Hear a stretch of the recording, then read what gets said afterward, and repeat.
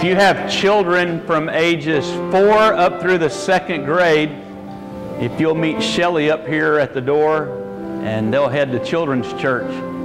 That a girl, Dottie Dot? Hey.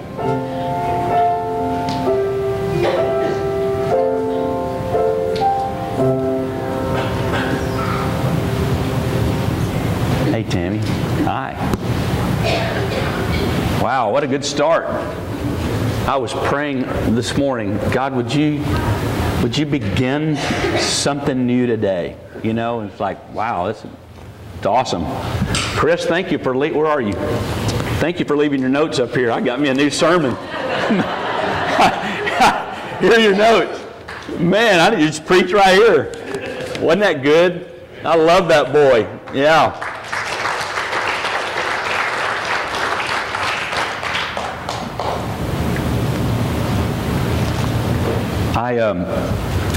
I love people like that I don't know how to say this. This is weird. I told Terry one time years ago, I want the people in my life to smell like smoke.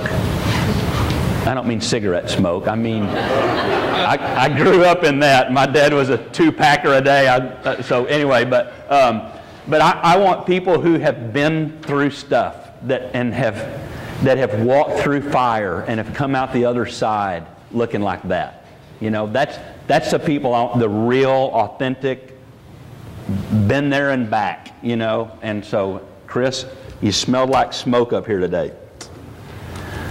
I couldn't wait to get here. I just felt like, man, God's going to do something. And last night was such an interesting night at our house. We had 2 couples over, and the girls, well, they're young women, I coached in softball when they were in high school. I was one of my jobs at that time, when I had 3 or 4 jobs going, one of my jobs was to coach high school softball at a school in Nashville.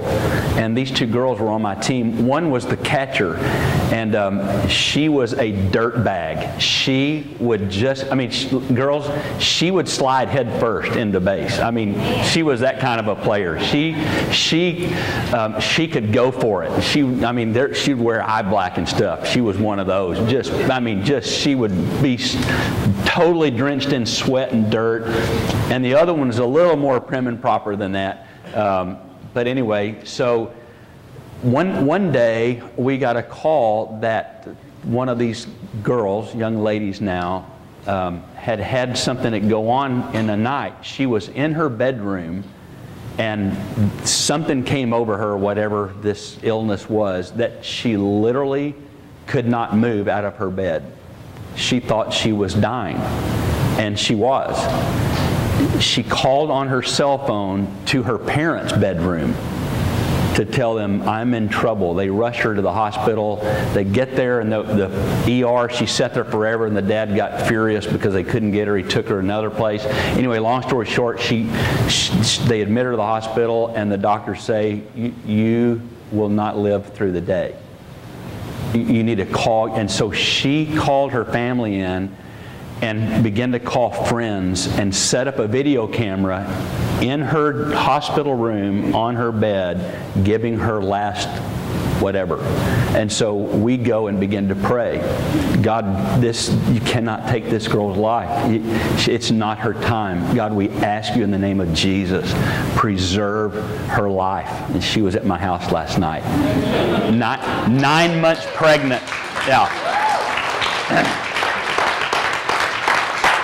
So that was like 8 or 9 years ago. She's due, I think, today or tomorrow. I mean, she's circling the runway, and we were thinking, wouldn't it be fun if she went to labor at our house, and we couldn't make it to the hospital. Anyway, all right. I mean, Terry was telling them this story about when she was in high school, she wanted to be an obstetrician, and I think she's delivered as many babies as an obstetrician. Okay, never mind. All right. Oh, man. And the other girl, the dirt bag, is my daughter-in-law.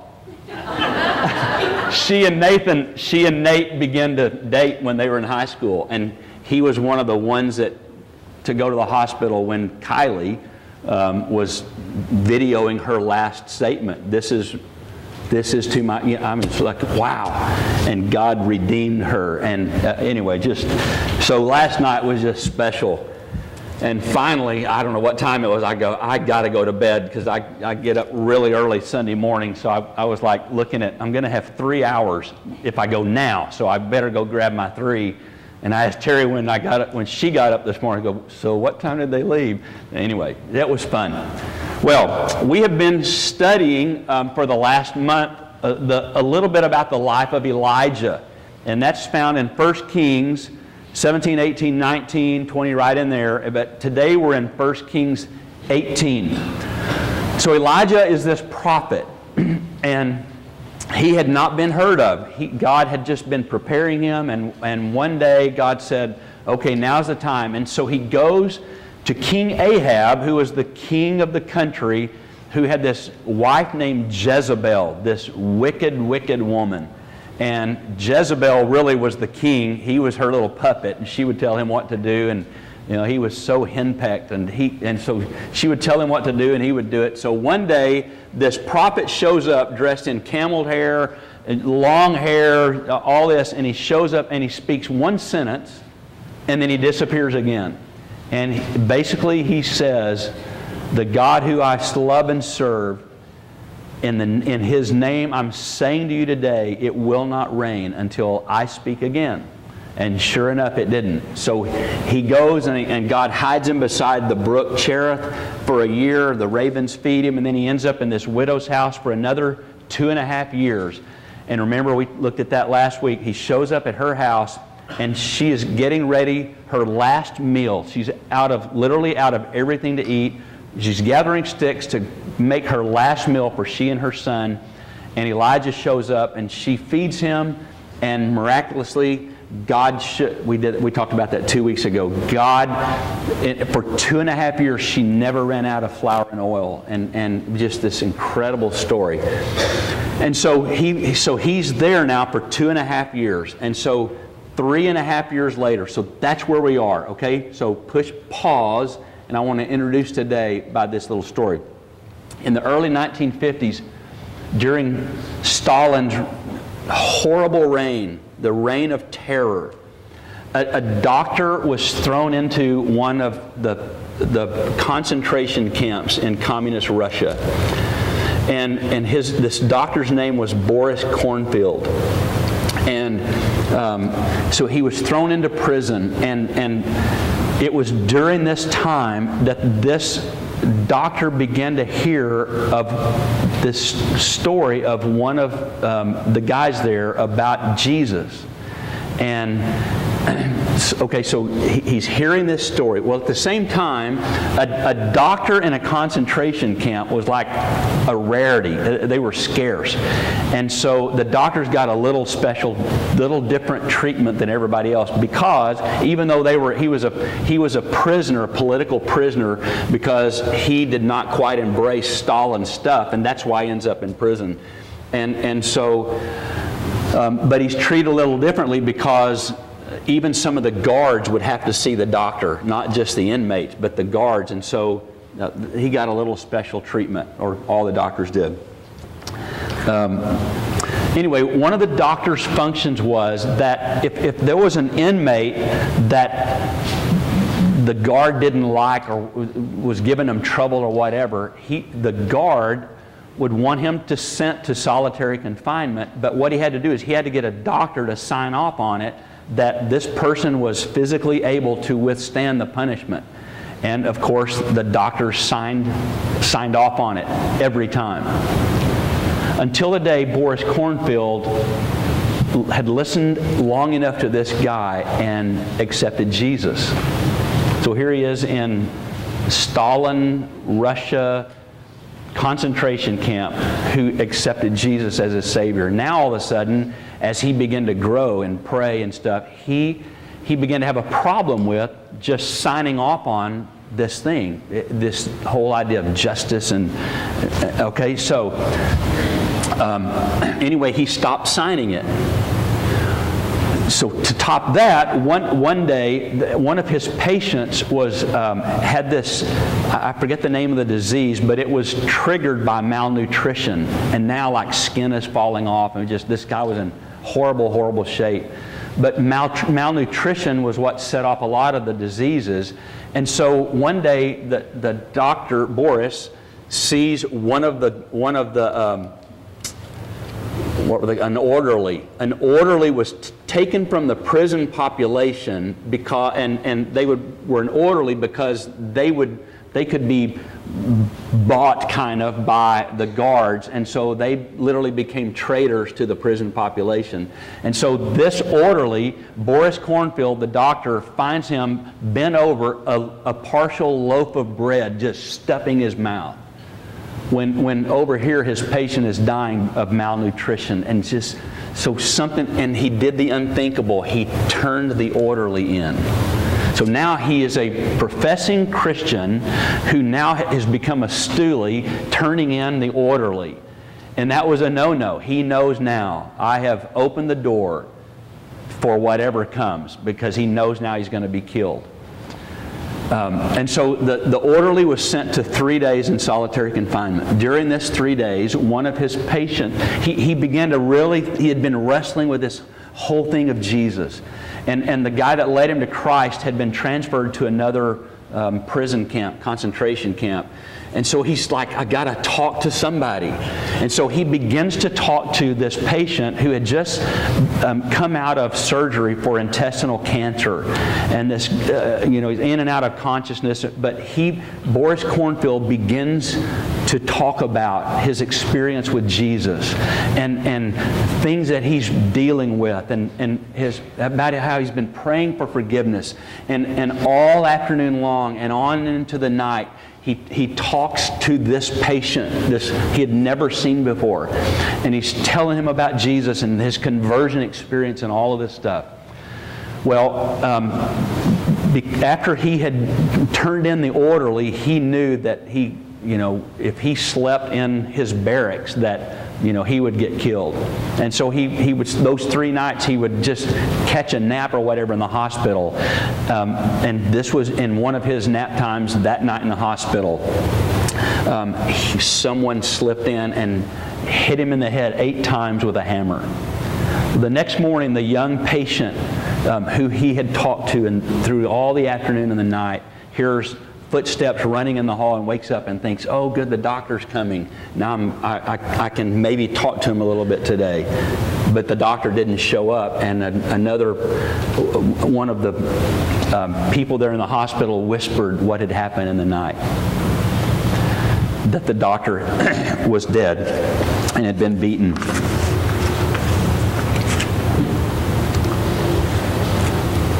The patient pondered the doctor's last words and ended up surviving.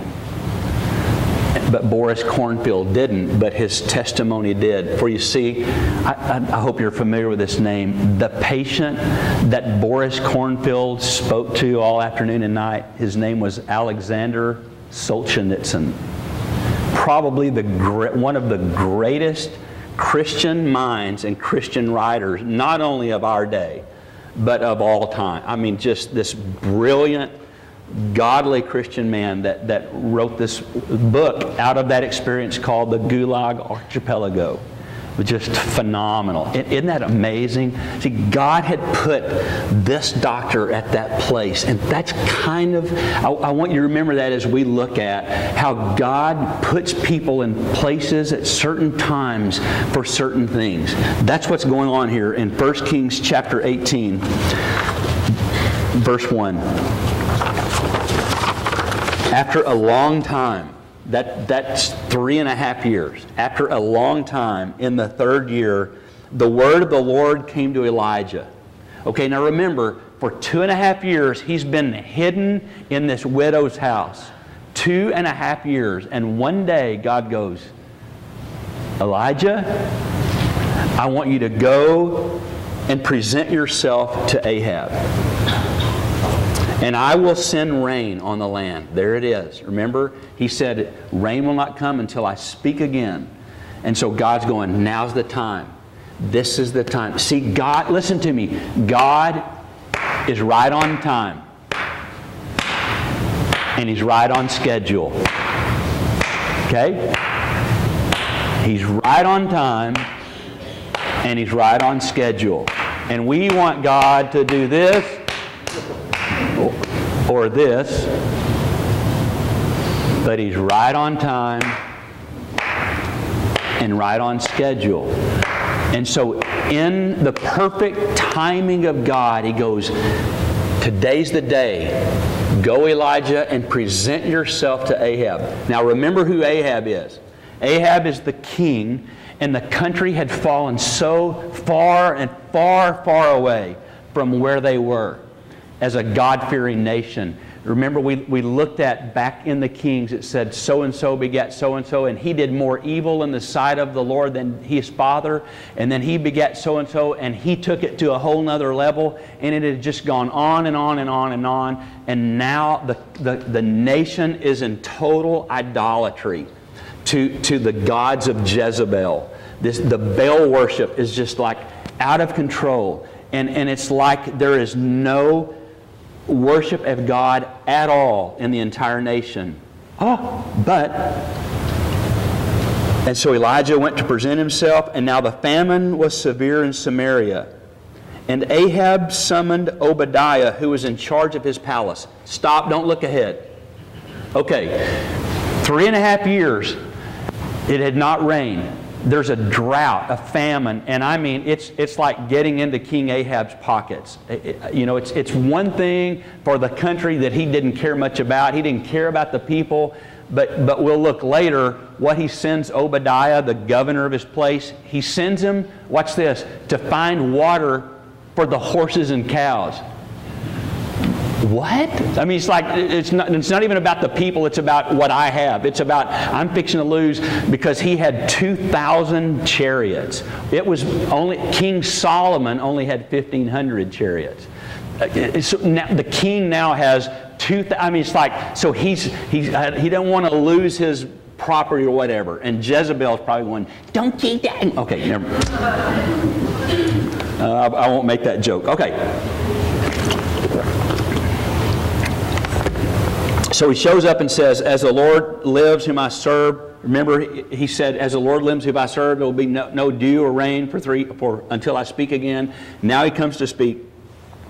And so here's this guy named Obadiah who is in charge of his palace. So really, you would think he's like the second in charge, but Jezebel's thrown in there, so he's really the third in charge. Jezebel, King Ahab, and Obadiah. He was the governor of the palace. He was like the guy.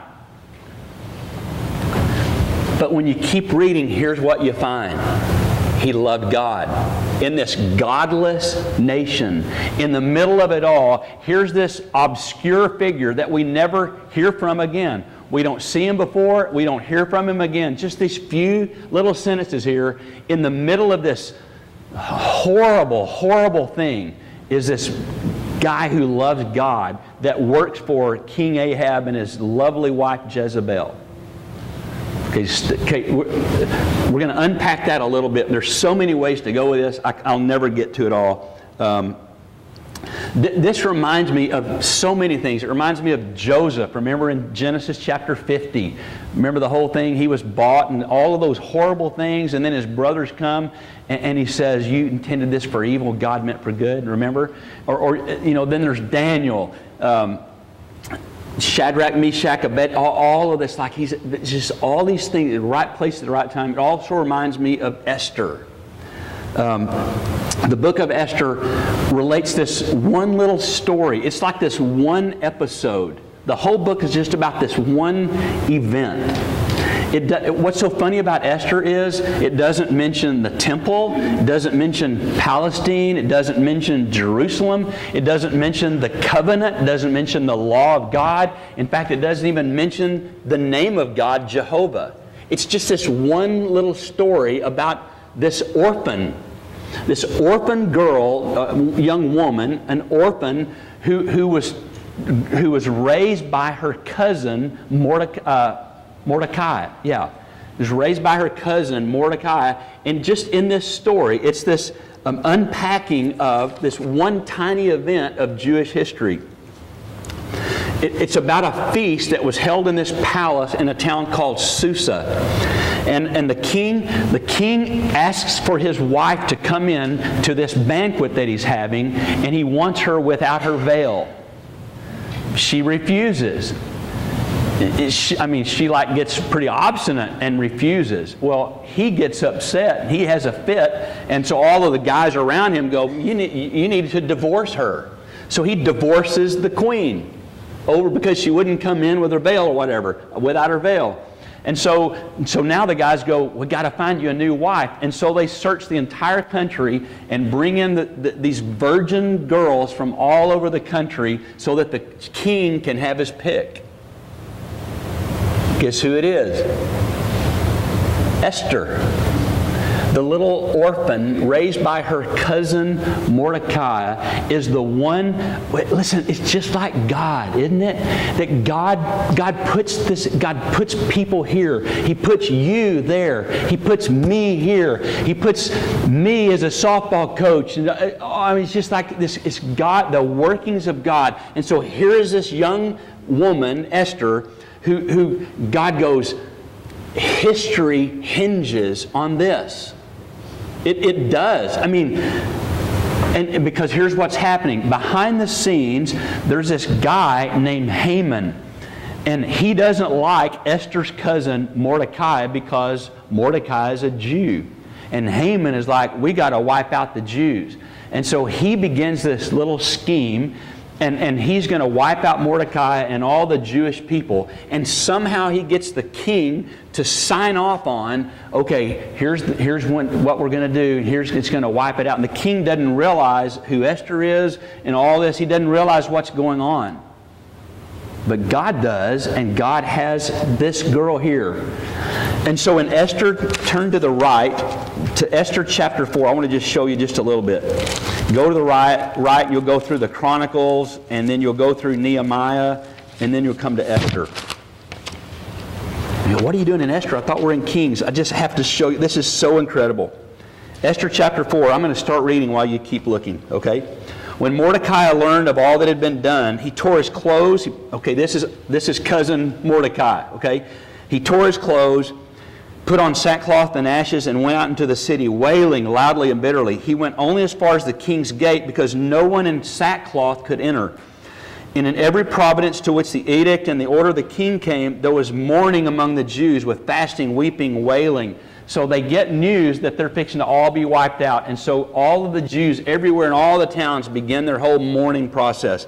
When Esther's maids and eunuchs came and told her about Mordecai, she was in great distress.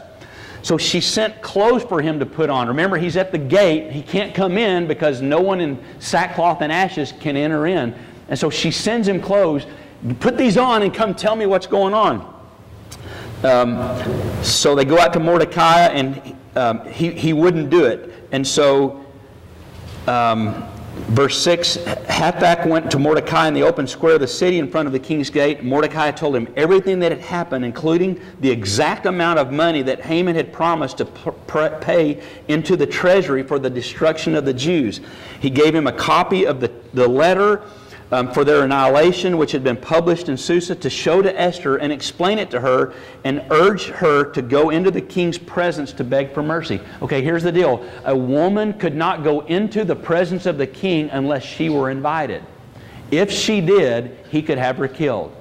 So Mordecai was saying, you have to go in. You have to go into the presence of the king. And she's going, I can't do that. So he goes back and reports to Esther what Mordecai said, and then instructed him to, she told him, run back to Mordecai. Are you still with me? Okay, so this guy's running back and forth. So she tells him, go back to Mordecai and tell him that all the king's officials and people of the provinces know that for any man or woman who approaches the king without being summoned, the king has but one law. He has to be put to death. The only exception is for the king to extend the gold scepter to him to spare his life. But 30 days have passed since I was called in to the king. I can't just go. It's been 30 days since he asked for me. When Esther's words were reported to Mordecai, he sent back this answer. Are you lost yet? Are you out of breath? Boom, boom, boom. Okay. Do not think that because... Okay, watch this. This is awesome. This is cousin Mordecai saying to the little orphan that he raised. Do not think that because you are in the king's house that you alone of all the Jews will escape. For if you remain silent at this time, relief and deliverance for the Jews will arise from another place. But you and your father's family will perish. And watch this.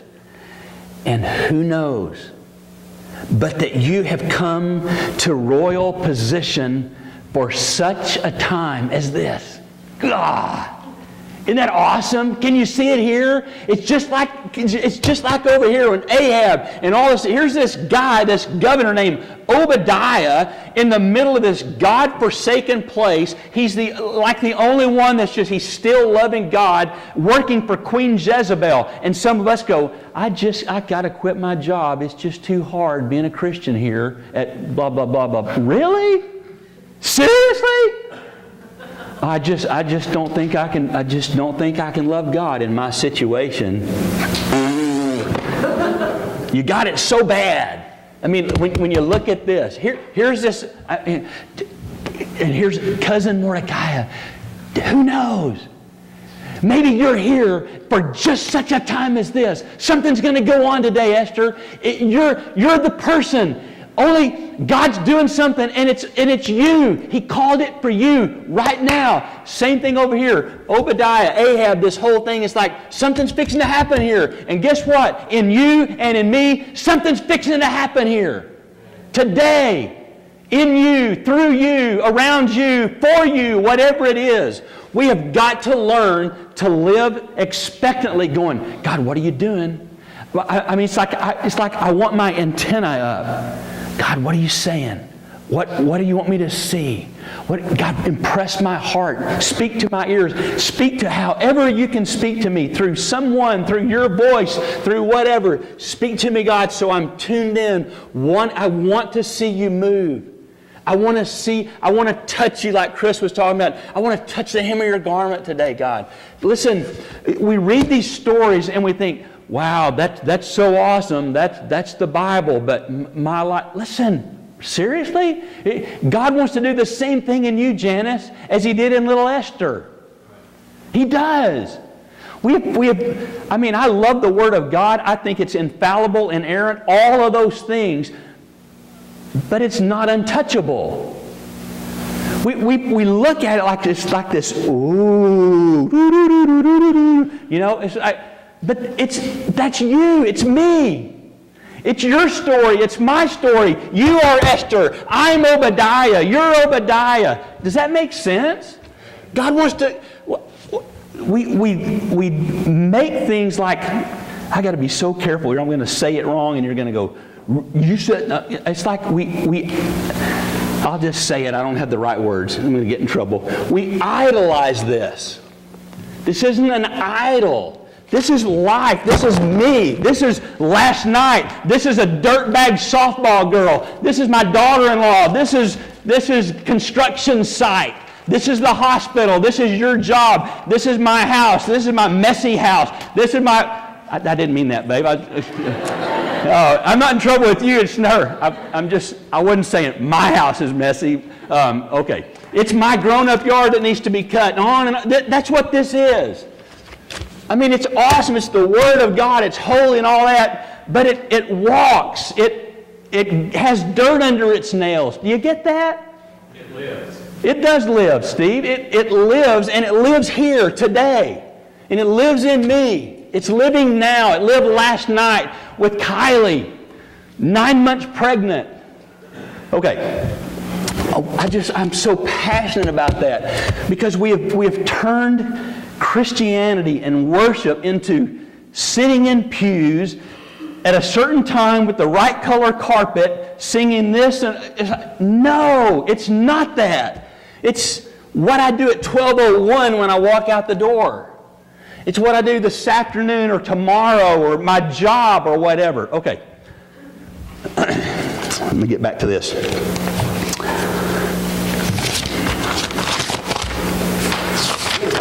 Okay. What page am I on? Oh yeah, Esther. Yeah. So, if you remain silent at this time, relief and deliverance for the Jews will rise from another place. Who knows? But that you have come to a royal position for such a time as this. And then Esther sent this reply. So here's the runner going again. And she says, go gather all the Jews who are in Susa and fast for me. She bid it. It's like, yeah. And fast for me. Do not eat or drink for 3 days, night or day. I and my maids will fast just as you do. And when this is done, I'll go to the king. Yeah, that girl! I'll go to the king. Even though it is against the law. And here it is. And if I perish, I perish. One of my favorite books I've ever read is by Major Ian Thomas called If I Perish, I Perish. It's just, if you're a reader, jot that down and go to Amazon. Major Ian Thomas, If I Perish, I Perish. Okay, so go home and read chapter 5 on. It's just awesome what happens. And what happens to Haman, the guy that's trying to get Mordecai. He had built these gallows to hang Mordecai. Go see what happens on the gallows. Okay. Okay, so back to 1 Kings chapter 18. 32nd Samuel, 1st and 2nd Kings. Okay, let's pick up in verse 4. Say, Obadiah was a devout believer in the Lord.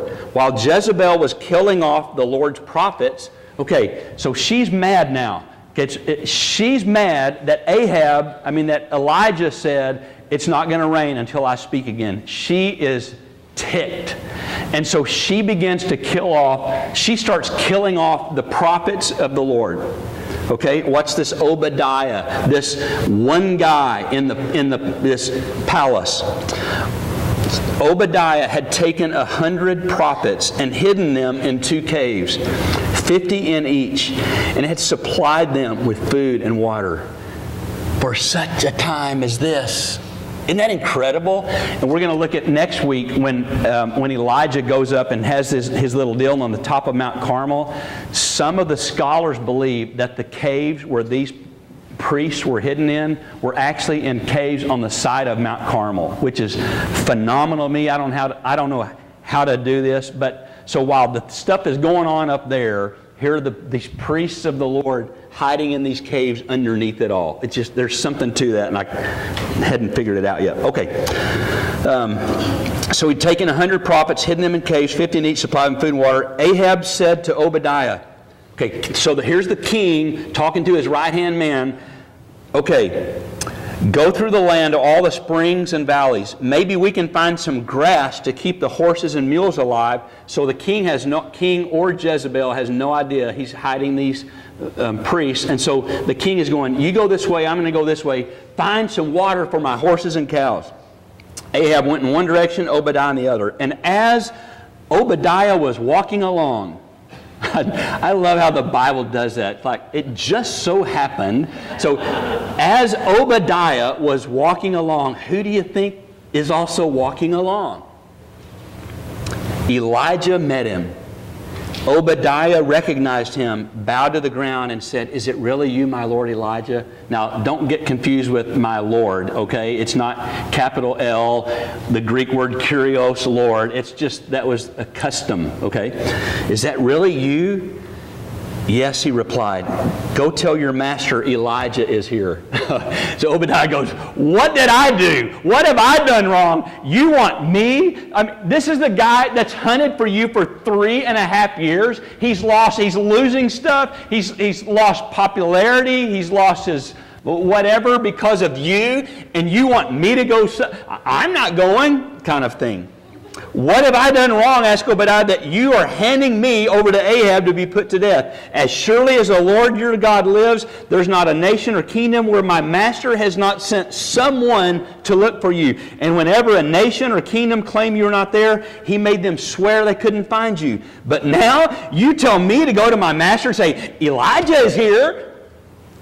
I don't know where the Spirit of the Lord may carry you when I leave you. In other words, I'm going to go and then you're going to leave. And now I'm going to have my head lopped off. If I go and tell Ahab and he doesn't find you, he'll kill me. Yet I, your servant, have worshipped the Lord since my youth. Hang on to that. Hang on to, here's Obadiah saying, I have served the Lord since I was a child. Hang on to that. We're going to get to that at the very end of the service, okay? All right. I've worshipped the Lord since my youth. Haven't you heard, my Lord, what I did while Jezebel was killing the prophets of the Lord? He couldn't have heard. Elijah couldn't have heard. He was hiding in the widow's house. I hid 100 of the Lord's prophets in 2 caves, and now you tell me to go to my master and say, Elijah is here, he'll kill me. Elijah says, as the Lord Almighty lives, whom I serve, I will surely present myself to Ahab today. Wow. Okay, we're going to stop right there. But I want you to see this. Obadiah, who was in charge of the palace, this devout believer in the Lord, the second in command of what had become one of the most godless nations in history. Obadiah was placed there, like Esther, for such a time as this. He was placed there for Ahab. Obadiah was placed there for Elijah. Obadiah was placed there for the 100 prophets. He was placed there literally for the history of this nation, of that nation.